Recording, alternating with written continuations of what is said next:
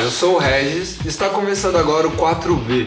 No programa de hoje abordaremos a redução da maioridade penal, assunto que entrou em pauta no Brasil ultimamente, que está circulando no Congresso, que visa reduzir a maioridade de 18 para 16 anos.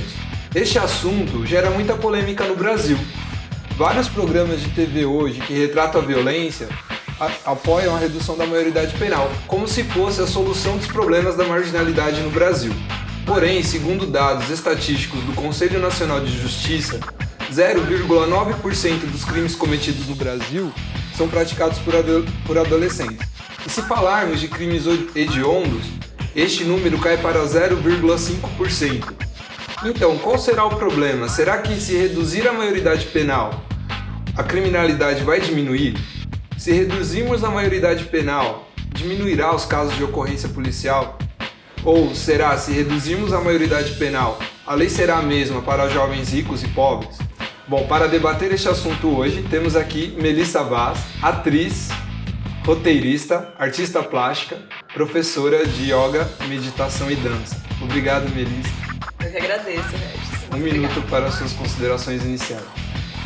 Bom, eu agradeço o convite, agradeço estar aqui nessa roda com pessoas interessadas em debater uma coisa muito importante. A gente tem que realmente colocar toda a nossa energia, nosso foco, nossa inteligência, na direção de um futuro melhor. A gente está numa época muito difícil e eu acho que quem trabalha para o bem das pessoas está na hora de colocar, como se diz aqui no Brasil, a cara no sol. Então eu acho que é muito importante esse encontro aqui hoje. Obrigado. Também compõe a mesa Tatiana Kawamoto, secretária estadual do Partido Pirata, ativista do Fórum Estadual de Saúde, doutora em Fisiologia e atualmente leciona no curso de Licenciatura em Ciências da Universidade Virtual do Estado de São Paulo. Obrigado, Tati. Um minuto para suas considerações. Eu aqui agradeço, Regis. Agradeço também ao programa por me convidar e ter a oportunidade de conversar, de debater um assunto tão importante agora, que está em pauta agora, e a chance de poder ajudar a tornar esse debate um debate informado e não só emotivo, que é o que a gente tem visto pelas redes. Eu acho que isso é o principal. Quanto mais a gente debater, quanto mais a gente conseguir conversar sobre isso, melhor, para que as decisões sejam mais transparentes e significativas para todos, com impactos positivos. E é isso. Agradeço. Obrigado. Também conosco, Marcos Augusto, militante e ativista, trabalhou no Centro de Juventude como assistente técnico e no Centro de Criança e Adolescente como oficineiro de grafite. Atualmente ele trabalha no CPDOC, que é o Centro de Pesquisa Histórica em Goianésia, e atua como professor de História.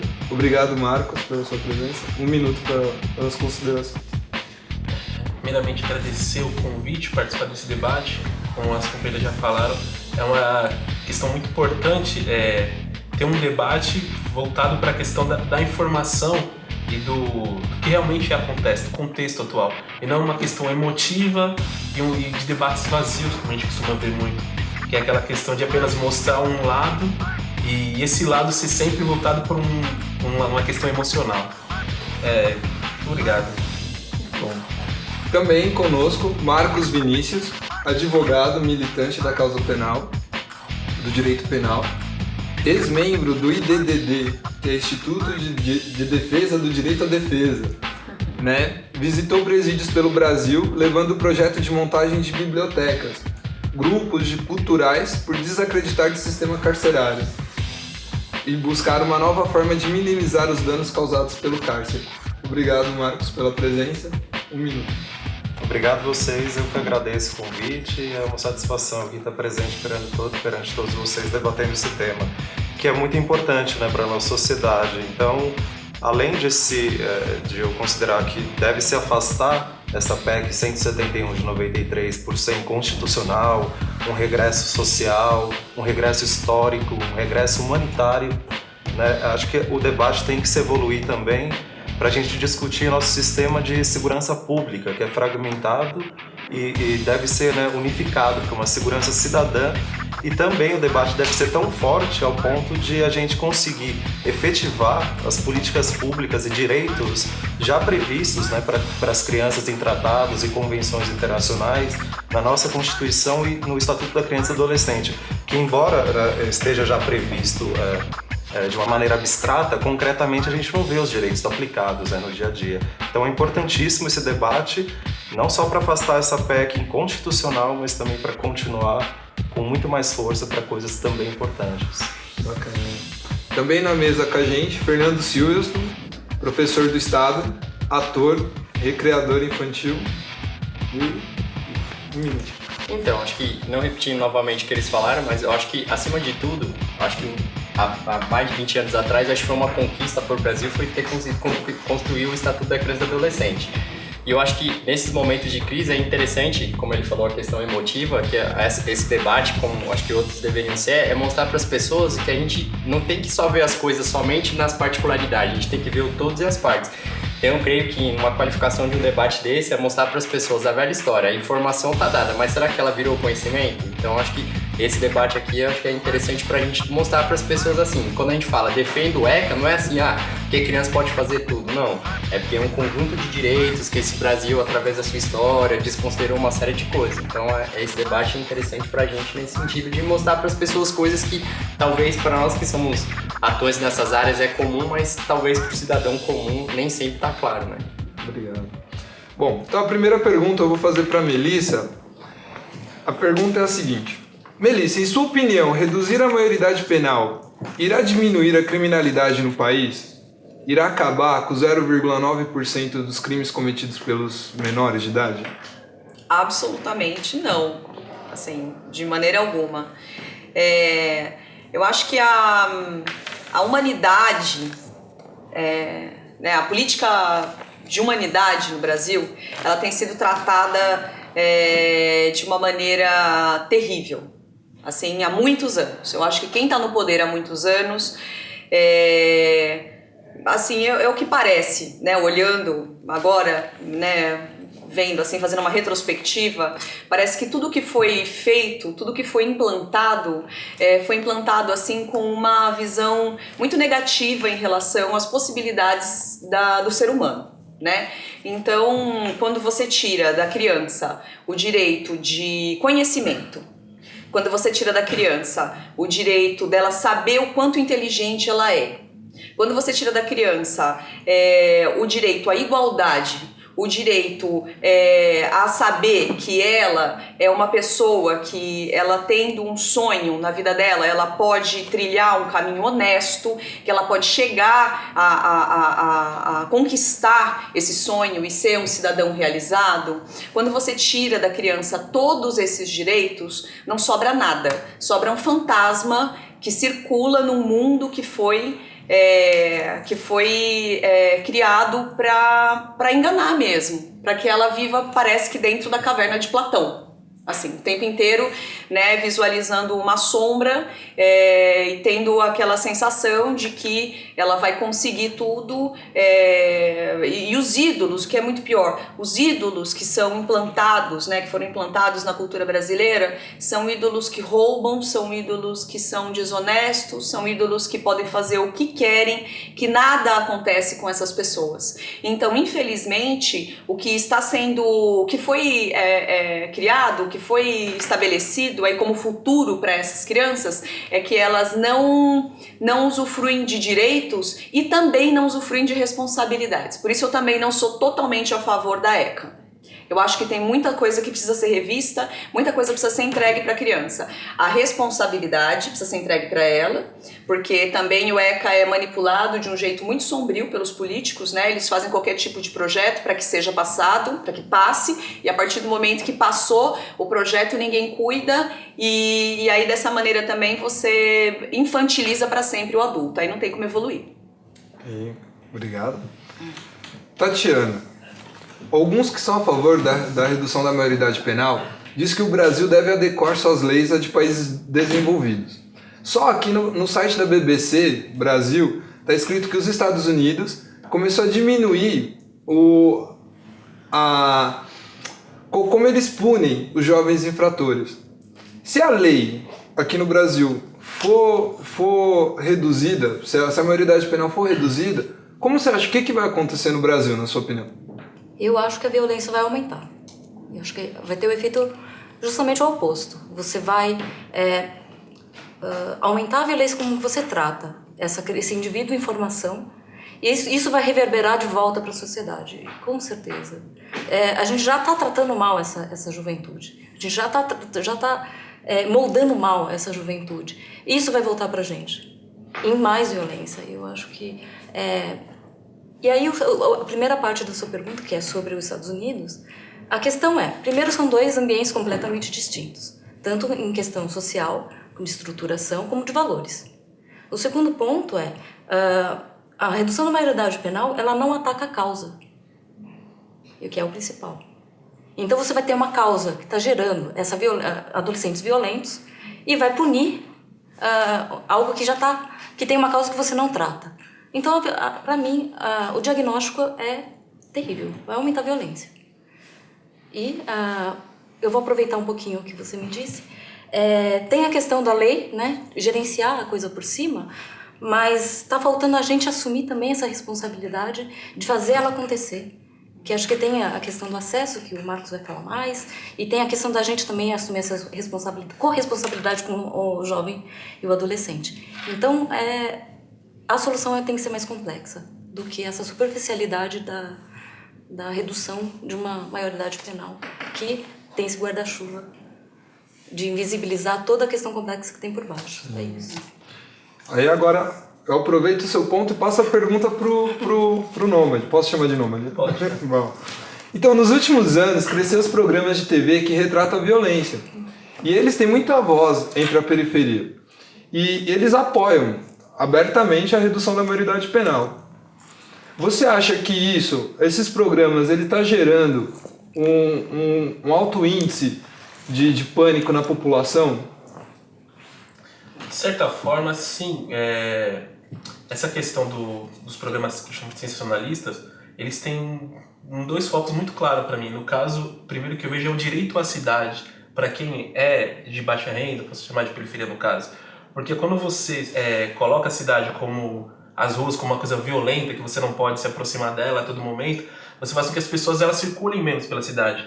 E elas acabam, de certa forma, como você circula menos, você conhece menos, e seus direitos menos ainda. Você não consegue interagir com pessoas diferentes, de certa forma. Então, o primeiro ponto que eu vejo é o direito à cidade que é negado a gente com esses ataques sensacionalistas.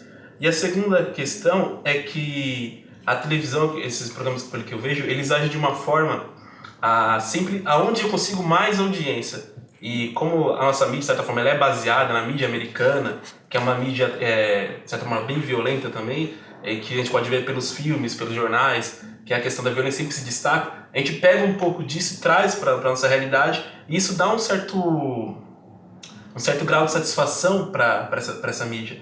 E a população ela acaba adotando esses conceitos de violência, mas é uma questão muito de você ver na televisão e não circular e ver se realmente é isso.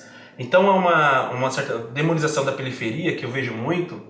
A galera fala, esse lugar é ruim, esse lugar é complicado. E na verdade, às vezes, é apenas uma visão superficial que esses programas acabaram trazendo para as pessoas. Então eu acho que o primeiro passo,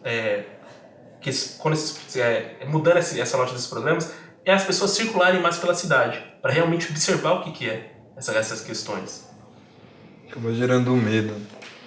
Marcos, uma pergunta para você é a seguinte. Você como advogado, né, segundo os que são contra a redução da maioridade penal, ele diz que a maioria dos jovens que serão afetados por essa lei são jovens oriundos de periferia, negros e pardos. Se a lei for aprovada, vai ser a mesma para o jovem rico e para o jovem pobre, na sua opinião? Na minha opinião, nada vai mudar, né? Já é feito isso com os adultos, né? Os adultos negros e pobres já sofrem mais as mazelas do cárcere e vão parar em presídios num índice muito maior do que o branco ou o rico, principalmente o rico, né? Que consegue não só pagar bons advogados, mas também não é nem investigado, né? E teoricamente a lei é igual para todos, né? Mas na prática não é assim que funciona. Então, por exemplo, se a gente vai... uma abordagem policial na periferia, né, que chega lá num ponto perto de onde se vende drogas, aí tem 2 crianças negras, pobres, empinando pipa. Então, provavelmente os policiais vão abordar as crianças para saber por que eles estão empinando pipa, para ver se eles têm alguma associação com o tráfico, né, se eles estão portando alguma droga. Agora, se esses mesmos policiais forem ao bairro dos Jardins, aqui em São Paulo, e avistarem, né, 2 crianças empinando pipa também, ricas e brancas, provavelmente eles não vão investigá-lo, né? Em criminologia tem uma expressão que se chama labeling approach, que é nada mais, nada menos do que rotulação, etiquetagem. Então, os policiais eles são preparados para agir de uma maneira estereotipada, né, preconceituosas. Eles têm que agir por amostragem, ou seja, tem milhões de carros passando lá, eu preciso saber quem de repente está portando droga, está com alguma coisa errada no carro, então eu vou pelo estereótipo, pelo preconceito. Eu vou parar o carro daquele negro no Opala 88 preto, que está de aba reta no bonezinho, e eu não vou parar um helicóptero cheio de pasta base de cocaína. Né? Então, é muito diferente a lei para o pobre e a lei para o rico. Se a gente for, por exemplo, pensar em mandados de busca e apreensão em casas, né? Aqui nos Jardins, eu já citando o exemplo novamente, quantas vezes se entra nas casas das pessoas ricas para se averiguar se ali tem documentos que os incriminam, se tem provas de crime de colarinho branco? Nenhuma. Quantas vezes se entra no barraco na periferia para se averiguar se a pessoa ali está portando drogas, tem armas, tem utensílios receptados? Então, com certeza, o preconceito e a desigualdade social vai continuar também nessa esfera, né? Com certeza, os maiores prejudicados serão pobres e negros e, de uma certa maneira, vão, né, limpar a sociedade disso e encher nosso cárcere com essas pessoas que já não têm oportunidades. Então agora a gente vai para um outro quadro, que são as perguntas dos internautas. Nesse caso, é a pergunta das estudantes. Né? São 3 alunas, cada uma fez uma pergunta, e vocês 5 vão responder a mesma pergunta que elas fizeram. Oi, meu nome é Giovana, eu tenho 14 anos e estudo no primeiro ano de ensino médio. Esses dias eu vi uma propaganda eleitoral que dizia que muitos jovens são convocados para crimes que maiores organizam. E que se a redução da maioridade penal fosse aceita, esses crimes diminuiriam. É verdade? Então, a pergunta dela, é verdade que diminuiria o aliciamento dos jovens? Eu discordo, porque a questão do aliciamento do jovem não é simplesmente pela questão da idade dele, é pela questão de perspectiva que ele tem sobre a vida, a própria vida. Estava conversando com um rapaz aqui antes, que o que acontece muito é a falta de perspectiva. Esse jovem ele é jogado num mundo que ele observou o caminho que o pai dele traçou pela questão do trabalho, da vida sofrida. Muitos tem aquela questão da imigração, do êxodo rural para as grandes cidades.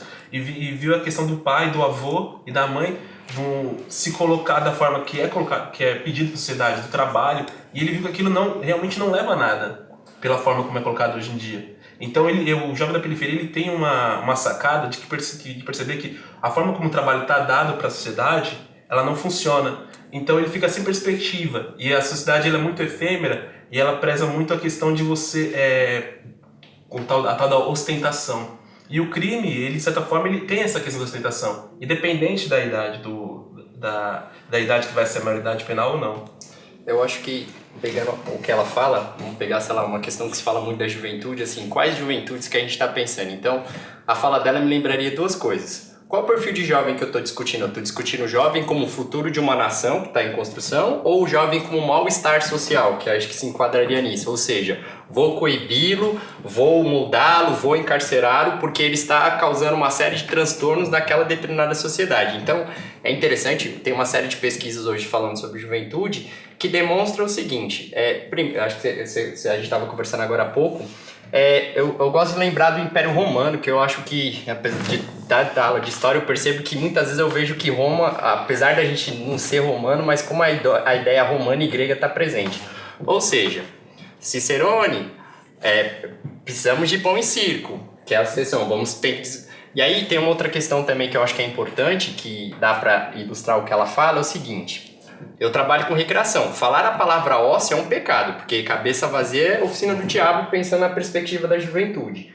Mas outra coisa também que eu acho interessante dela, que eu pensando no jovem de modo geral, discutindo a perspectiva da juventude e não só do jovem, a questão é o seguinte: se para o jovem essa sociedade ou ela é falida ou ela não tem sentido, então por que eu vou continuar aquilo que eles estão me falando? Então a questão da violência no sentido, vou violar, ó.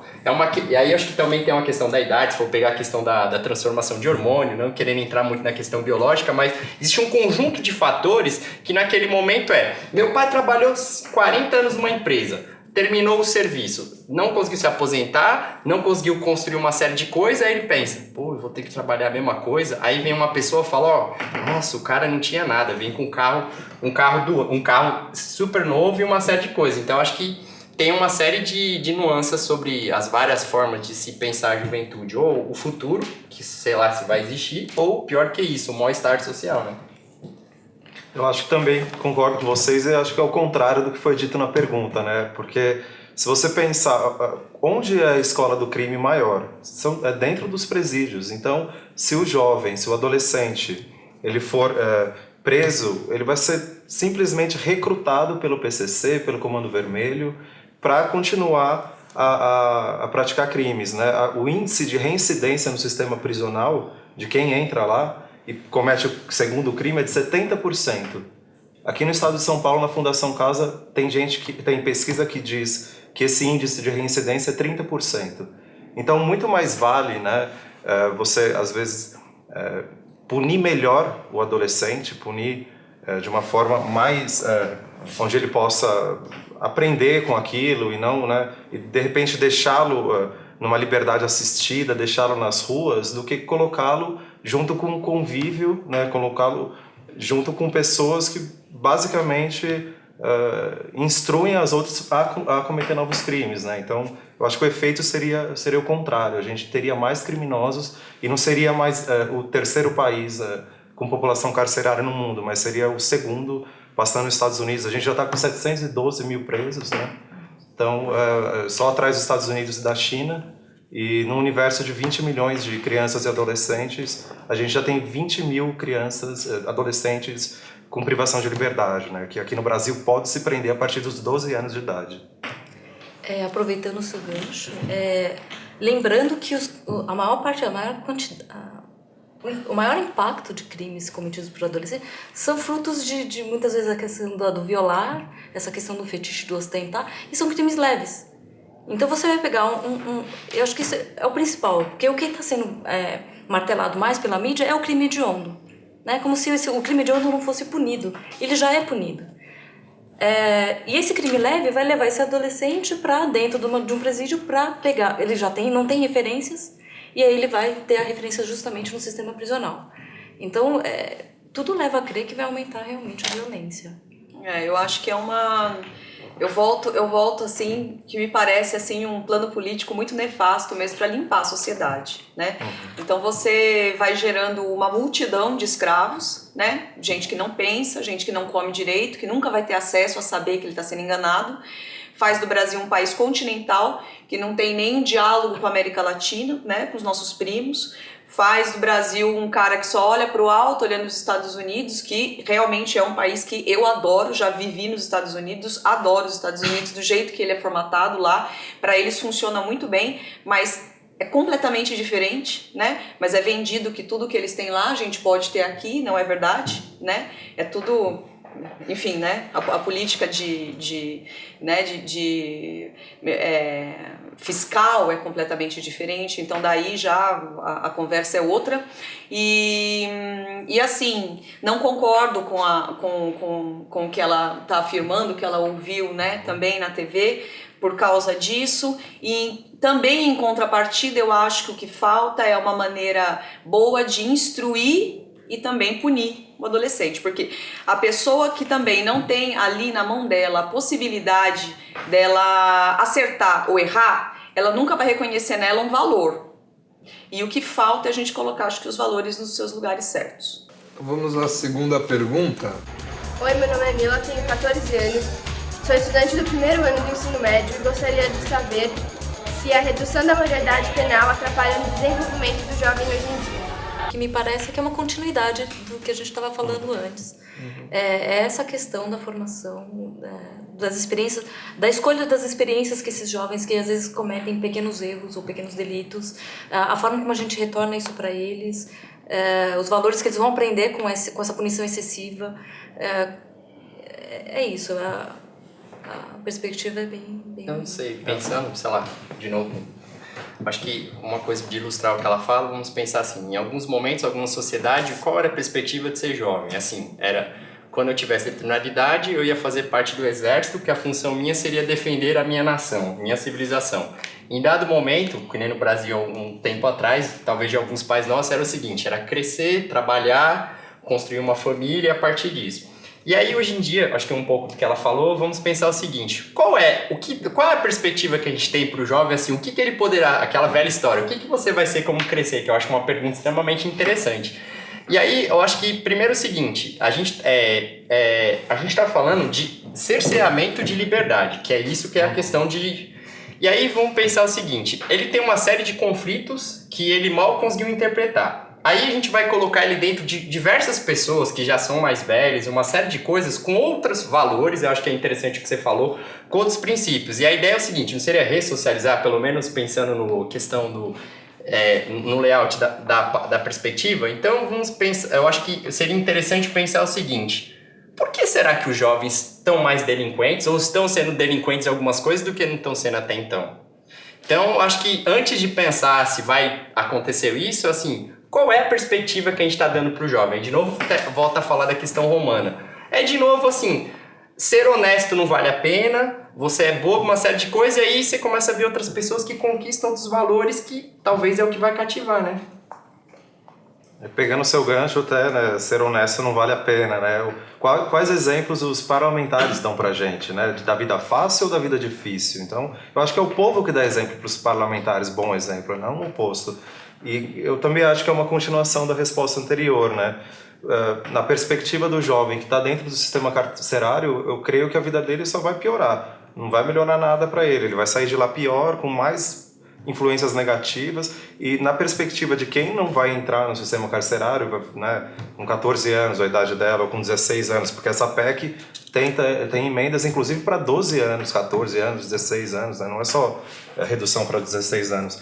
Por exemplo, quem está fora vai viver de uma maneira mais repreensiva, com medo de praticar algum ato infracional ou algum crime para, né, ser tratado como um adulto, não pela justiça da infância e juventude, não como uma criança, como dizem os tratados internacionais, que é até 18 anos, né, mas sim como um adulto, como antigamente na Idade Média, a criança era tratada como um adulto, usava roupa de adulto, aquele sapatão, aquele casacão, né? E era preso como adulto também.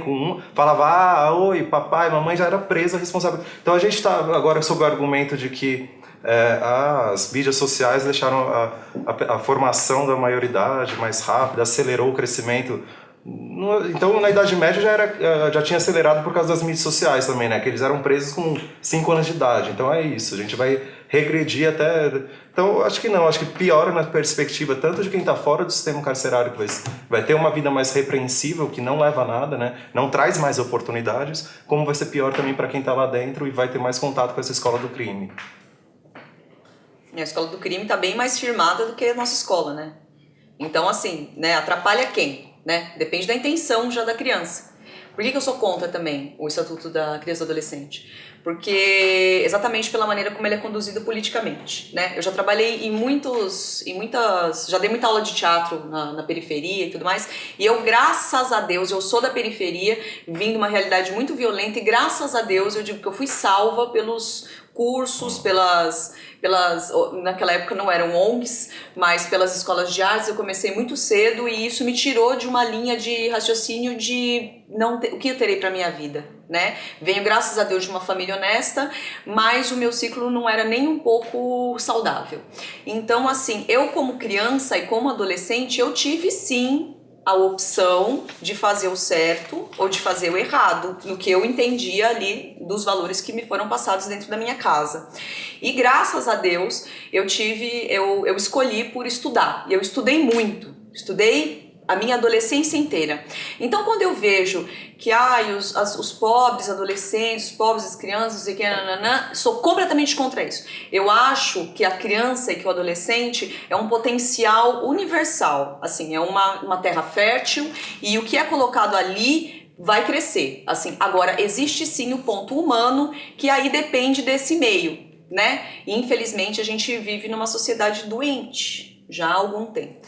Então eu acho que tem que mexer nisso, na ressocialização, porque a gente vive numa época onde a criança e o adolescente têm muito poder na mão. Então como que ele utiliza esse poder? Ele precisa ter responsabilidade também, precisa achar como. Legal que você falou da questão da perversidade da sociedade, porque a gente cai muito num diálogo problemático que a gente observa nossos filhos com 5, 6 anos de idade. Nossa, nessa idade eu não sabia tanta coisa, que está tão evoluída nessa questão. A gente confunde muito a questão do excesso de informação com a formação pessoal e os valores da sociedade. Porque algumas ações e atitudes que a gente tomava com 11 anos de idade, eles conseguem tomar com 6 anos, mas não é por uma questão de valor, é uma questão de informação que está ali. Mas informação não forma pessoas. Informação apenas agrega e ela pode ser usada por várias formas. Ela não cria a perspectiva da criança do valor do que é o certo e o que é errado. E nesse conflito de informação, é colocada essa questão de que o jovem, de que o adolescente, ele já é um adulto. Só que tem uma perversidade por trás. Porque, mais uma vez, é a questão do cerceamento do direito dele de conhecer novas perspectivas. Porque ele já é um jovem que está na periferia de São Paulo. Eu falo São Paulo, no caso, porque eu moro aqui, no caso, né, gente? Esse jovem, ele tem um problema porque ele não consegue circular na cidade. E aí ele não consegue circular na cidade, já fica preso na periferia. E agora, mais ainda, naquela periferia onde ele está, ele vai socializar menos ainda com as pessoas. Porque ele vai acabar, de certa forma, indo para dentro de um presidiário. E ali, qual que vai ser a perspectiva dele? Se já é pouca agora, vai se tornar menor ainda. Então, essa questão de valores não se dá por informação, se dá por vivências. E quanto mais a gente vai fechando as vezes das pessoas, vai entrar em colapso num certo momento. Eu consigo só visualizar um colapso nessa questão. Eu acho que dá para unir as duas perspectivas até, elas não são tão contraditórias assim. A questão da infantilização, muitas vezes, é a falta das experiências de vivência que você está falando, né? Onde você está ficando cada vez... As crianças estão ficando cada vez mais presas, não é só na periferia, né? Em todos os lugares, as crianças estão ficando na frente da TV e estão sendo cerceadas do espaço público. Elas não interagem, não aprendem a ter tolerância com o diferente, não aprendem a lidar com o diferente. E aí você vai infantilizando essas crianças também. Elas são crianças com muita informação e pouca inteligência emocional. É muito por aí que a coisa está caminhando. Eu estenderia isso daí para os adultos também, os adultos jovens que tem muitas crianças, né? Até os adultos assim, até 25, 30 anos, aí estão sob essa nuvem aí de falta de interesse, né? De fato, formar cidadãos, né? E aí com a globalização vem a informação que pega e transgride o valor do que seria a formação. A formação tem valor, a formação tem poder, mas hoje em dia a informação é que tem poder. Então aí a criança de 5 anos que tem uma informação passa a ter poder. É tudo muito virado, se a gente não prestar atenção a gente passa a acreditar. Tem muito adulto que acredita, aí fica complicado para a criança. Mas aí também, vamos pensar o seguinte, você comentou a questão do ECA, vou falar na perspectiva como um professor. Eu acho que assim, apesar de várias críticas, que nem quando lê a Constituição, tem uma regra que é básica. Todo direito tem um dever, toda liberdade tem uma limitação. Então, eu acho que o que eu sinto hoje, em algumas críticas se tem a questão do ECA, da questão, por que é que alguns adultos ou algumas pessoas, e aí talvez dá para pensar nessa questão pegando o que você fala de alguns interesses, por algum motivo, sei lá, de interesse escuso e arbitrário, podemos dizer o seguinte, começou a ressaltar mais aquilo que era interessante, ou que era fácil, palpável, e outras questões. Mas eu sempre discuto com meus alunos. Professor, ele me bateu. Tá, por que ele te bateu? Eu bati nele. Falei, então temos 2 problemas. Porque se eu quero questionar o ato que não foi legal, se eu fiz igual... E a outra questão também que eu acho que a gente tem que trazer para discussão é assim, quais são esses pais de hoje em dia dessas crianças? Muitos deles mal deixaram de ser filhos, e aí tem várias pesquisas mostraram e viraram pais. E aí tem uma coisa muito interessante que eu penso, é o seguinte, diz a lenda, pelo menos eu vou fazer 36 anos, então teoricamente eu faço parte da geração que é pós-ditadura militar. Então era tudo preso. Aí alguns começaram a abrir, e que a gente percebe hoje, esses pais que estão aí começaram a abrir. as questões. E aí a gente vê, talvez hoje em dia, eu vejo cena que vem um pouco disso que você está falando, essa informação é tão forte, a criança acaba tendo poder, onde ela acaba dominando o adulto por uma série de princípios. Mas aí a pergunta é, por que será que isso acontece? Será que também não foi um anseio de tentar fazer aquilo que se acreditava no emocional? E você falou uma palavra importantíssima, eu acho que o problema de discussão disso é a inteligência emocional. O que é a inteligência emocional? É a capacidade que o indivíduo tem de poder enfrentar os dilemas que a sociedade traz para ele, seja de uma série de questões. E aí a questão, eu digo isso, assim, ele mal deixou de ser filho, virou pai. Como é que ele vai conseguir trazer esses valores diferenciados se ele não vivenciou?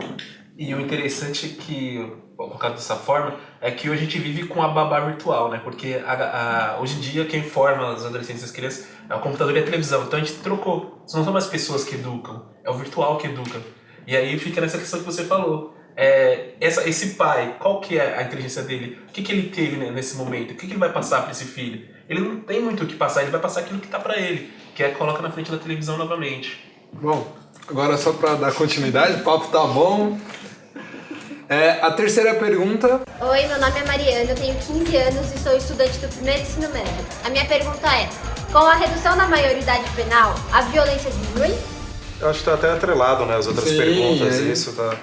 Eu creio que não, que quanto mais se reprimir, a violência mais aumenta, como foi nas manifestações aqui de 2013 também, né, quando houve maior repressão policial, foi que o negócio tomou mais corpo. E são os mesmos argumentos, na minha opinião, né? Eu posso só colocar um ponto, aí um ponto de vista meu, que a gente tem muito claro o caso da violência física, da violência verbal, mas também tem a violência psicológica que está aí atrás, né? A violência religiosa, como você falou também, da intolerância, ou a violência sexual quando é adolescente. Acho que nesse caso também entraria isso um pouco para a gente poder debater aqui nessa mesa, essa questão de outras formas de violência, né? Pode ser que diminua, sei lá, o crime hediondo, só que vai aumentar outras formas de violência contra a juventude. Se a gente for pensar por outro ponto, aí agora eu deixo para vocês, deixa vocês. Pode colocar. Não, por exemplo, um termo que agora ficou moda, pelo menos eu sou professor de primeiro ou quinto ano, dou aula pro quinto ano, bullying. Aí de vez em quando a gente começa a discutir bullying, aí eu começo a falar, não vou discutir bullying. Por quê? Porque a pergunta é, tem hora que isso é bullying, aí determinada pessoa tá falando, cometeu bullying, o pai vai lá e fala, cometeram bullying com meu filho, mas ele pode cometer com o outro.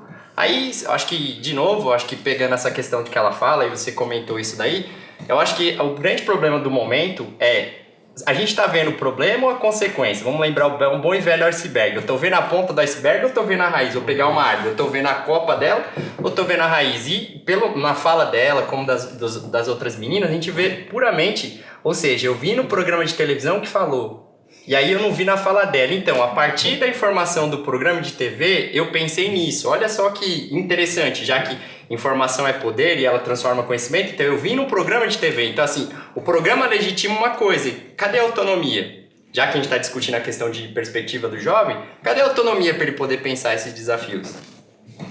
Muito interessante quando o Regis coloca a questão das outras violências, porque também tem a fala da questão da reação, né?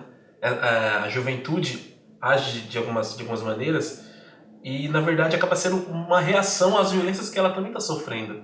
E que, às vezes, são violências que elas não são visíveis e que são violências que não é para todos, geralmente para aquele público. E aí essas violências elas acabam sendo negadas, elas não são consideradas como violência. Então a gente coloca na sociedade que a violência física é um problema, mas a violência estrutural não é, a violência da falta de possibilidades não é, a violência psicológica não é colocada. Hoje em dia está se colocando de certa forma, né? E isso é tudo como podemos dizer, me parece muito um jogo de poderes que a violência que eu vou colocar em jogo hoje é aquela que agride a mim, no caso, se eu sou o poder, eu posso falar dessa forma. Então a violência que está, de certa forma, agindo contra quem está no poder é aquela que é colocada em jogo. Aquela violência que age no dia a dia na casa das pessoas, ela não é colocada. E é essa perversidade que acaba colocando essa questão do debate da maioridade penal. Mas não se coloca a questão da educação. A gente vê os estados do Brasil, greves de educação para um lado, para o outro. Parece que uma hora vai entrar em colapso, mas ninguém fala disso. Eu vejo muito a sensação da mídia falar de morreu alguém aqui, morreu alguém lá, mas ninguém fala, o governo aqui tá tão ruim assim que tá todo mundo em greve. Os lugares estão fechando porque não tem uma galera formada para acontecer para determinada função. Então eu vejo que a maior violência que eu vejo no meu caso como educador no dia a dia é a violência da falta da possibilidade de ter uma educação de qualidade.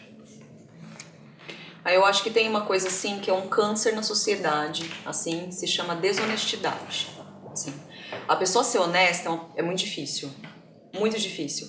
Eu fiz um estudo depois de adulto, depois dos meus 25 anos, fui fazer um estudo assim relacionado à honestidade. E a honestidade é um filtro que assim não passa nada. Se você for uma pessoa honesta, assim, você do lado de uma outra pessoa honesta, assim, a conta bate, a coisa fica igual. Assim, sabe? Então eu acho que o que falta, realmente existe no Brasil uma cultura da desonestidade de muitos e muitos e muitos anos, assim, né? E isso tudo é de viés político, né? Isso foi pensado há muito tempo, né? E isso foi justificado e é justificado toda vez que fala, o Brasil foi colonizado por bandidos, por ladrões, lá no começo, quem começou, né, a coisa, jogaram um monte de ladrão e por isso é desonesto, não sei o quê. Não é assim, já virou, entendeu? Se tem uma coisa que a gente pode aproveitar, assim, desse momento de globalização, é pra gente, de fato, ressaltar o que é bom e o que não é bom, sabe? O que é honesto do que não é honesto, porque só se a gente olhar com muita honestidade, a gente vai conseguir ir nos pontos que são os pontos importantes que estão embaixo desse guarda-chuva que você falou, né? Então, eu acho que a questão, eu colocaria aí um H bem grandão de honestidade. Eu acho que a violência não vai diminuir com repreensão mesmo, né? Nenhuma forma das violências, nem psicológica, nem violência de fato. Se você pensar nos crimes graves que são cometidos, né, por criança e adolescente, 0,9, né? Eu creio que é o crime de homicídio. Agora, no universo maior, de todos os crimes que se praticam no Brasil, 10% seria praticado por menores infratores. E desses 10%, 75% são crimes contra o patrimônio, ou seja, roubo e furto, né? Que sobra para crime hediondo, acho que nem 0,5%, né?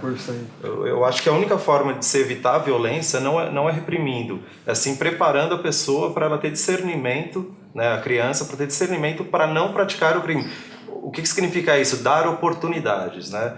Teatro, tem diversas maneiras de se ocupar a cabeça da criança, né, para o futuro dela, que não crime. Agora deixar desocupado, com a ausência estatal, a ausência da família, a ausência da comunidade, deixa como ela quer, fica na internet, fica, né, avoada, como você quiser, ela vai fazer o que ela quiser mesmo. Então, eu acho que é a oportunidade, a inserção, a educação que se evita uma sociedade mais violenta, né? Eu acho que até ela não vai ficar à toa, na verdade, ela vai ser captada. Isso. Né? De forma perversa mesmo, pela mídia, pelos grupos organizados, é mais perverso ainda, né? Mas a questão da redução tem um lado simbólico também muito importante, né? Que acho que você estava falando das violências outras, você vai começar a mudar a sua perspectiva do que é uma criança. E esse adulto de 18 anos vai passar a ser o adulto de 16. E o adulto de 16, biologicamente, é mais ou menos a mesma. Vai continuar sendo a criança de 16, só que a gente enxergando ela como um adulto. Não podendo errar, já tendo que ser pronta.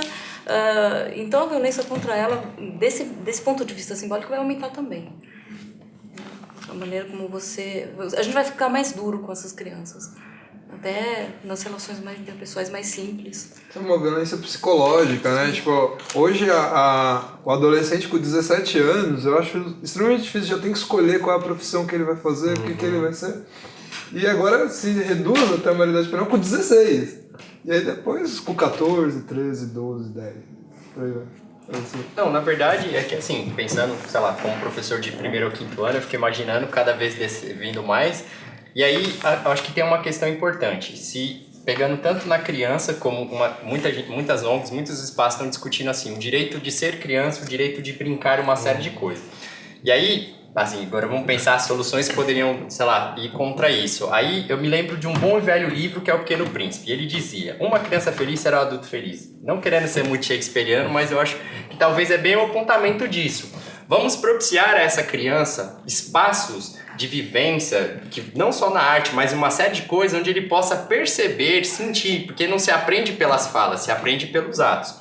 E aí outra questão também na questão do jovem, que tem uma série de documentos, tem o Estatuto da Juventude, será que a gente está deixando o jovem ser sujeito de direito ou a gente ainda está sob a perspectiva da guarda e da tutela?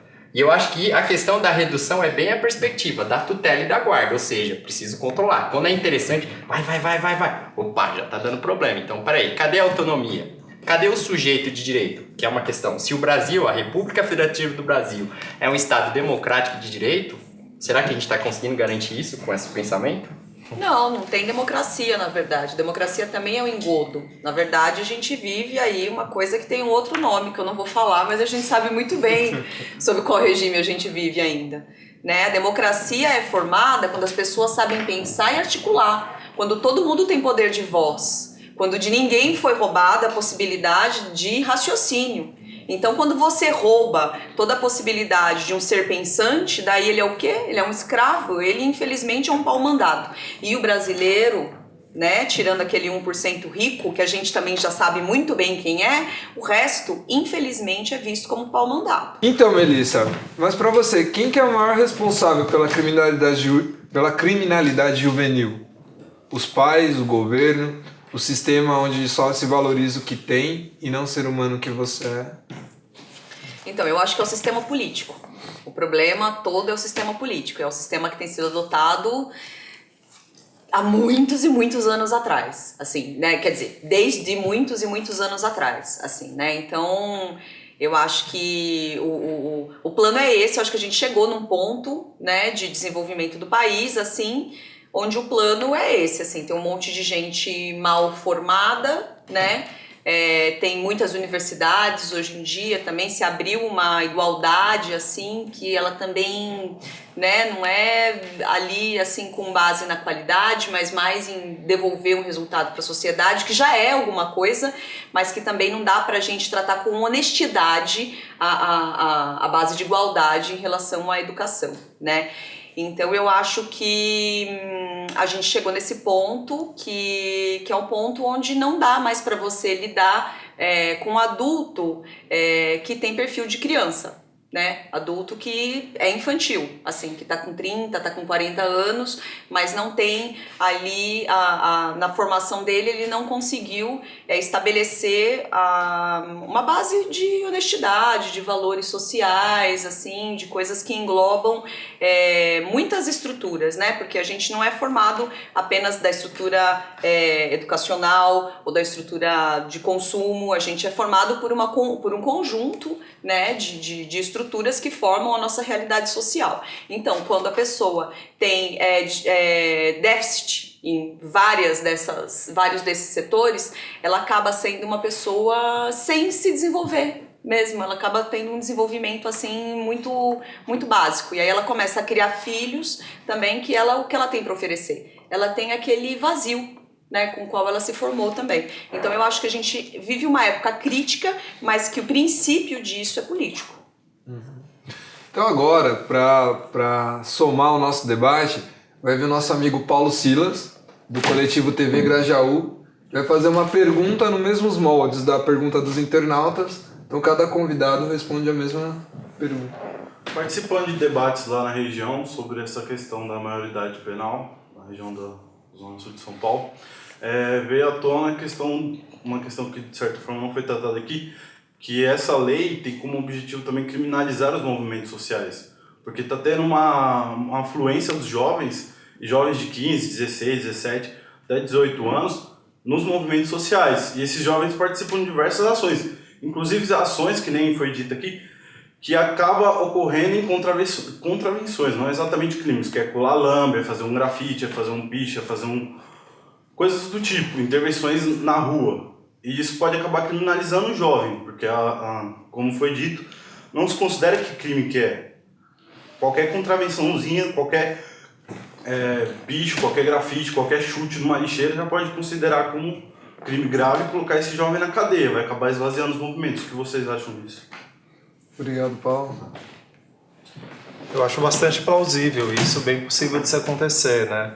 Não só esvaziar os movimentos, como punir quem você quiser punir. Por exemplo, rolezinho em shopping, que é feito por esse pessoal aí de 16 anos, né? Pode ser que se criminalize uma conduta dessa e se mande ao cárcere uma criança, um adolescente simplesmente por estar fazendo esse rolezinho.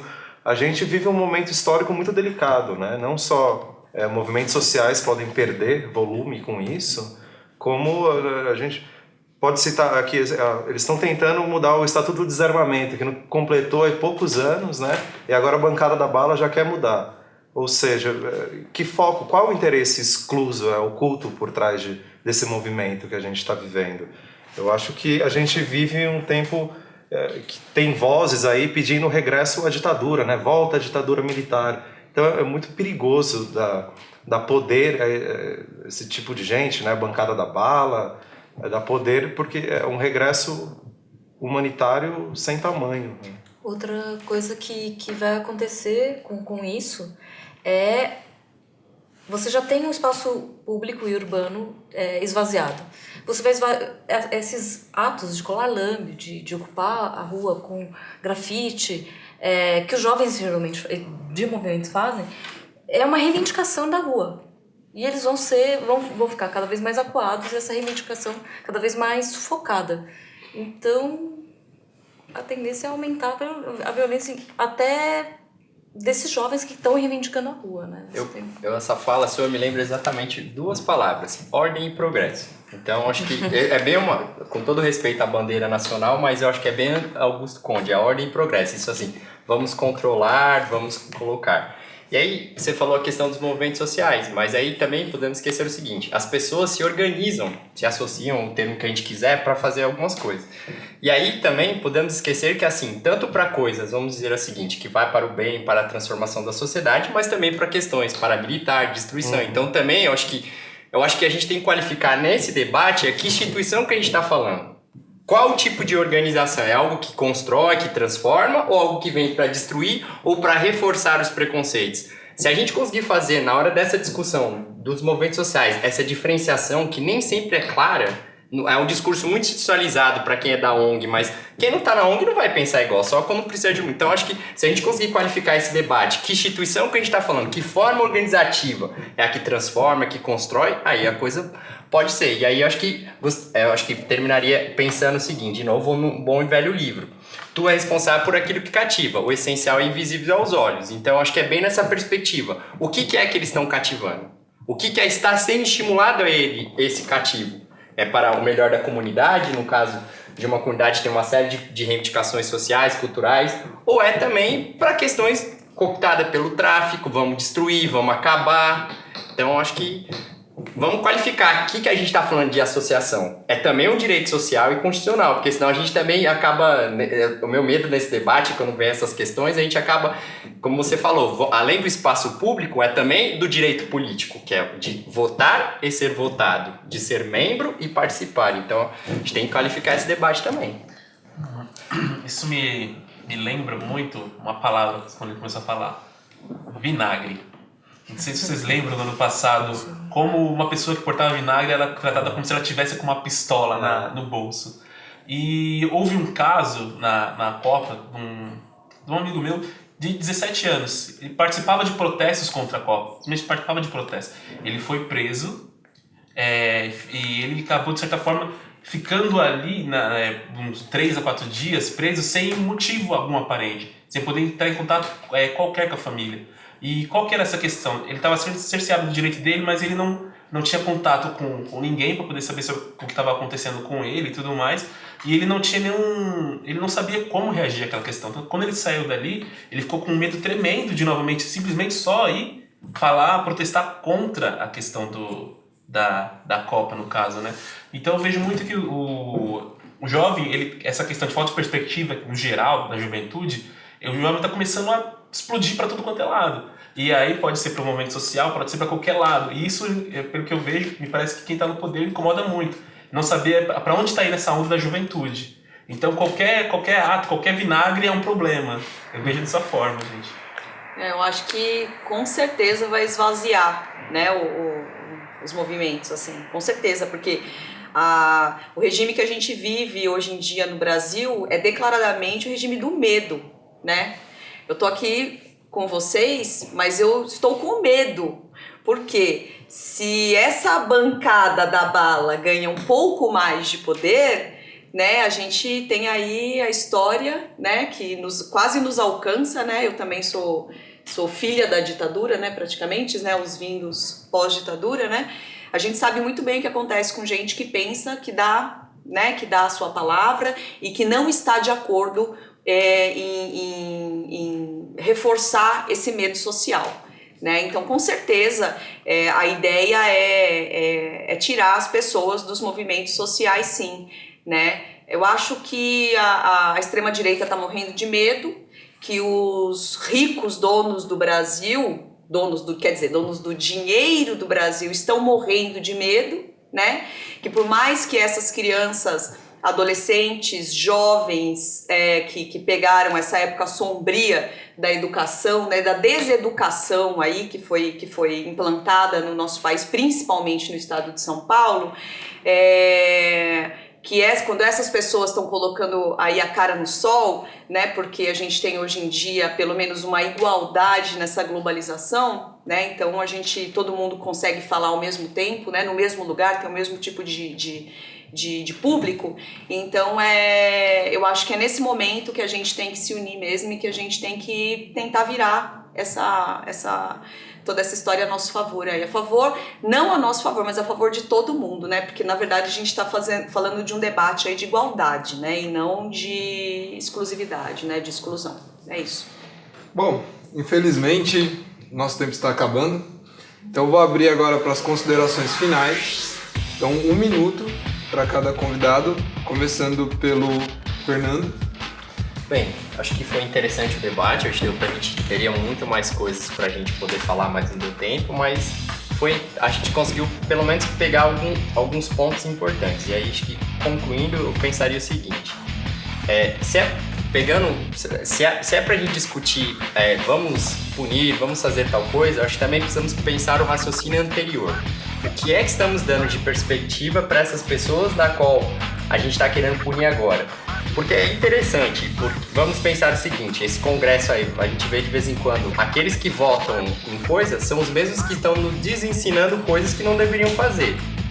Então aí vem aquela história, peraí, é pelo exemplo, pelo ensinamento. E a outra questão, eu acho que a gente tem que voltar a discutir, é a questão seguinte, o que é ser sujeito de direito? Tem um Estatuto da Juventude, tem uma série de coisas, a gente precisa ser guardiões disso, a gente precisa fazer com que as pessoas entendam, tem que deixar de sair da fala de quem, por exemplo, eu que sou professor, não pode ser uma leitura só minha do professor, a gente tem que pensar mecanismo de fazer com que o cidadão comum consiga ter a informação e isso gere um conhecimento, e nessa hora dessas polêmicas, já que a informação mais conhecimento da perspectiva que eu acredito que é o construtivista, vai fazer com que ele consiga se posicionar, porque senão vai ser a televisão, o rádio, ou sei lá, dá até medo de pensar outra coisa que pode ser muito pior do que isso, né?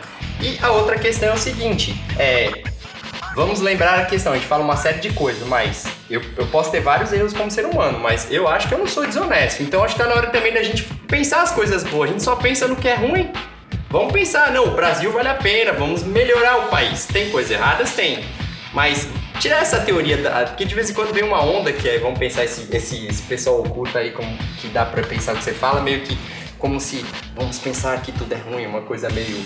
Vou ter que pensar no Star Wars, como diria o Lord Sid. O bem e o mal é uma questão de ponto de vista, né? E é muito bem uma questão de ponto de vista. Às vezes eu afirmo uma coisa que o meu ato desafirma, né? Então, acho que é complicado ver no Brasil, é complicado. Os direitos, a democracia, ela é simbólica, mas eu faço parte desse país. Eu também sou responsável. E eu acho que tá faltando no debate a nossa responsabilização como professor, como pai, como formador de opinião.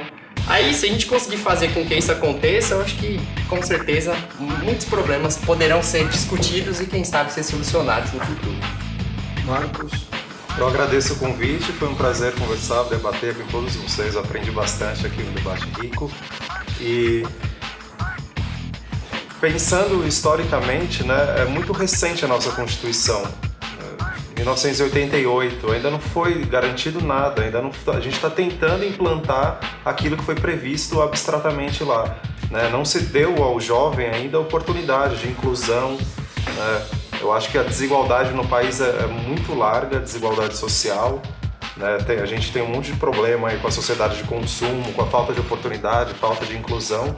Então, como garantir direitos concretamente esse jovem? Talvez não tenha sido garantido. A gente realmente, o jovem, ou a criança, o adolescente é sujeita de direitos, né?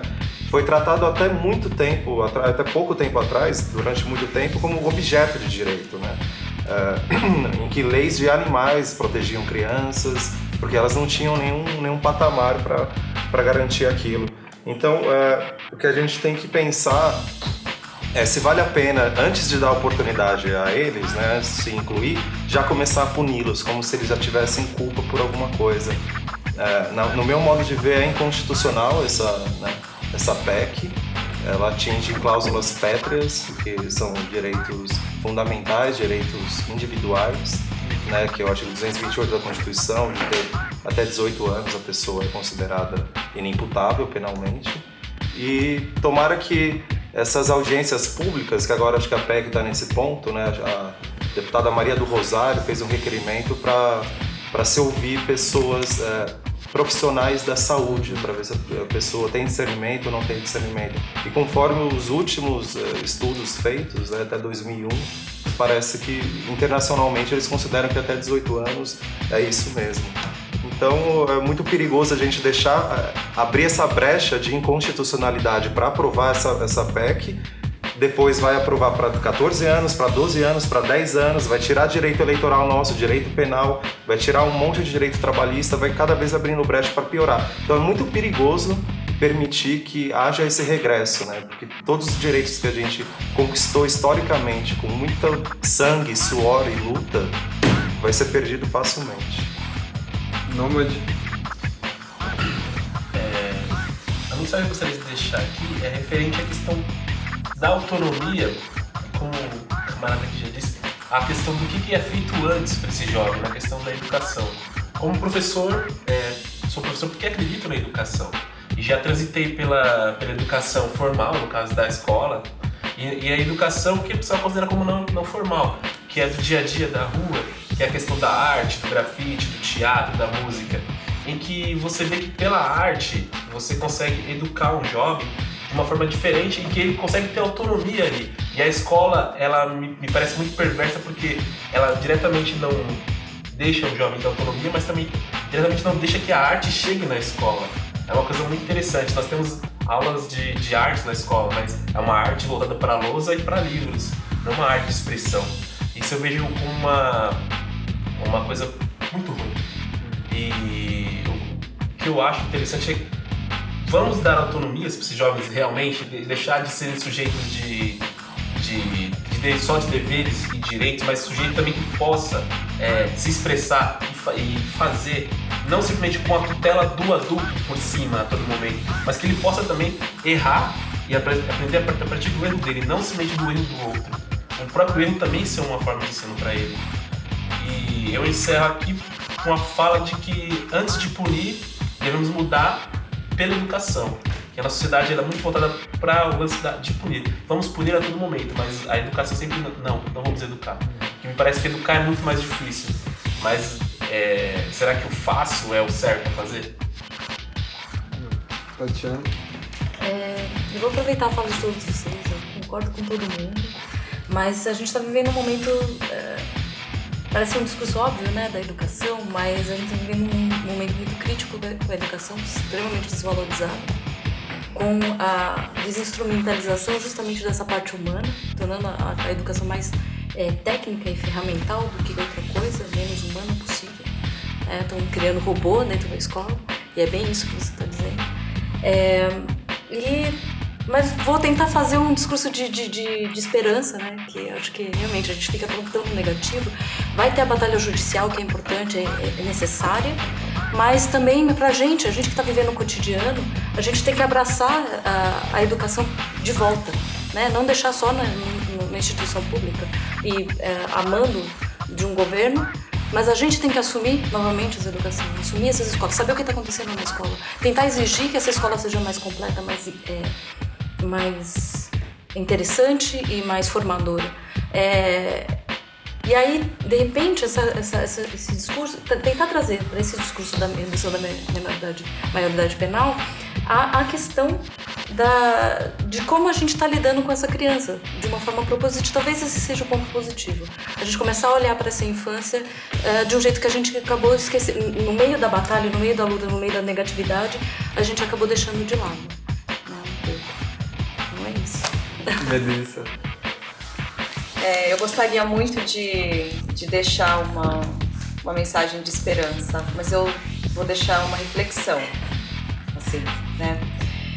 Em primeiro lugar, eu quero agradecer o convite do programa. Gostei muito de falar com vocês aqui. Espero que isso não sejam só palavras, mas eu espero que isso sejam reverberações. Eu acredito na energia boa, e aí sim eu posso deixar um discurso positivista no que a gente está gerando aqui.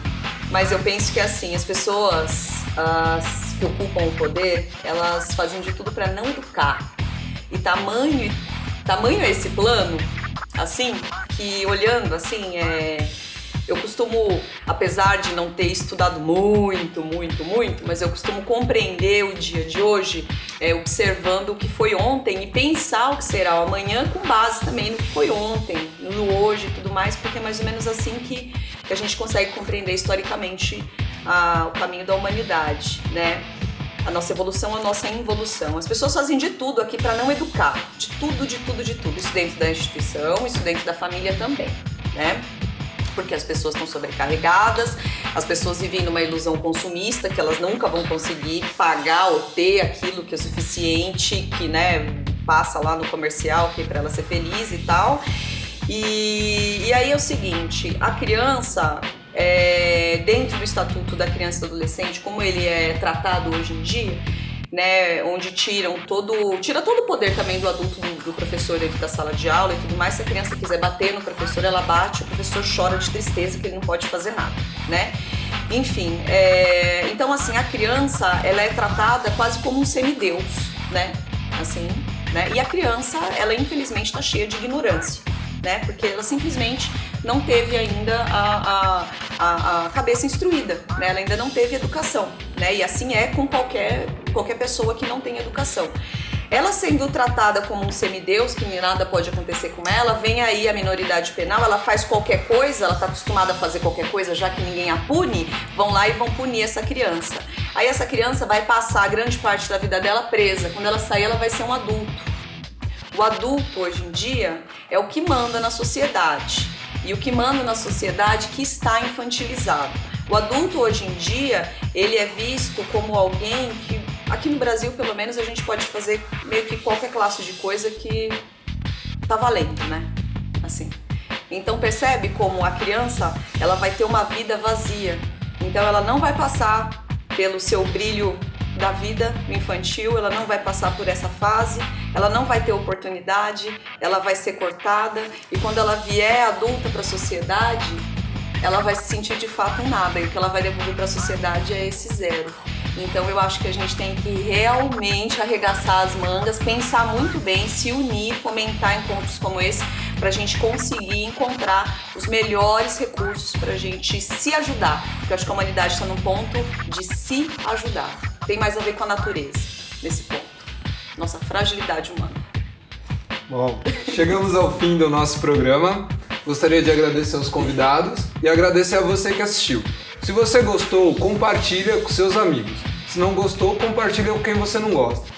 Mas não deixe de compartilhar. Deixe seu comentário, que pra gente é muito importante. E até a próxima.